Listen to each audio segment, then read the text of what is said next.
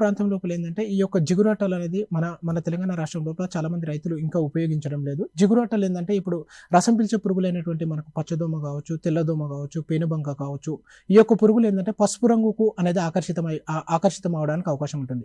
కాబట్టి మనం ఈ యొక్క జిగురాటలు పెట్టుకోవడం వల్ల ఏమవుతుందంటే ఆ యొక్క రంగుకు పురుగులు అనేది ఆకర్షితం అయిపోయి ఆ యొక్క అట్ట మీదనే చనిపోవడానికి అవకాశం ఉంటుంది.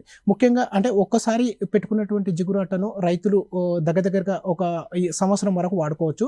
ఒక్కసారి జిగురాట మీద అంటుకున్నటువంటి పురుగులను కూడా రైతులు ఒక చిన్న కట్టెతో కానీ, తర్వాత ఒక చిన్న రాయితో కానీ ఆ యొక్క పురుగులను అంతా తీసేసుకొని మళ్ళీ మనకు ట్రాక్టర్ గ్రీజ్ కానీ, ఇతర ఏదైనా ఆయిల్ గ్రీజ్ని కానీ పెట్టేసుకొని మళ్ళీ వాడుకోవచ్చు.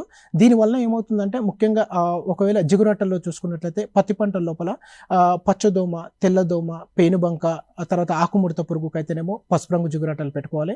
అదేవిధంగా మనకు అక్కడక్కడ తామర పురుగులు కూడా రానికి అవకాశం ఉంటుంది. కాబట్టి ఈ యొక్క తామర పురుగులకు మాత్రం నీలి రంగు జిగురాటలు పెట్టుకోవాలి. అదేవిధంగా ఎక్కడన్నా మనకు నల్లి అంటే ఎర్ర నల్లి కానీ, పచ్చ నల్లి కానీ ఉంటే ఇట్లా దానికి మాత్రం తెలుపు రంగు జిగురాటలు. అంటే ఓవరాల్గా పత్తి పంట లోపల ఈ యొక్క జిగురాటలు పసుపు రంగు జిగురాటలు అయితేనేమో 10, నీలి రంగు జిగురాటలు అయితేనేమో ఒక 10, అదేవిధంగా తెలుపు రంగు జిగురాటలు అయితేనేమో 10.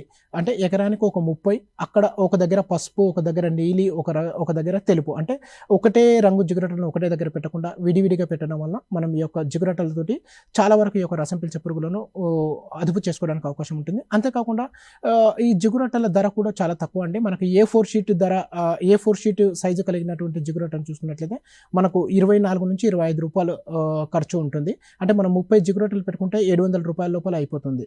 కాబట్టి మనం ఎటువంటి పురుగు మందు వాడకుండానే మనం ఈ యొక్క జిగురాటలతోటే కూడా మనం పత్తి పంటను ఆశించేటటువంటి రసం పీల్చే పురుగులైనటువంటి పచ్చదోమ కానీ, తెల్లదోమ కానీ, పేనుబంక కానీ, ఆకుగూడు పురుగు కానీ, ఆకుముడత పురుగును కానీ సమర్థవంతంగా అదుపు చేసుకోవడానికి అవకాశం ఉంటుంది.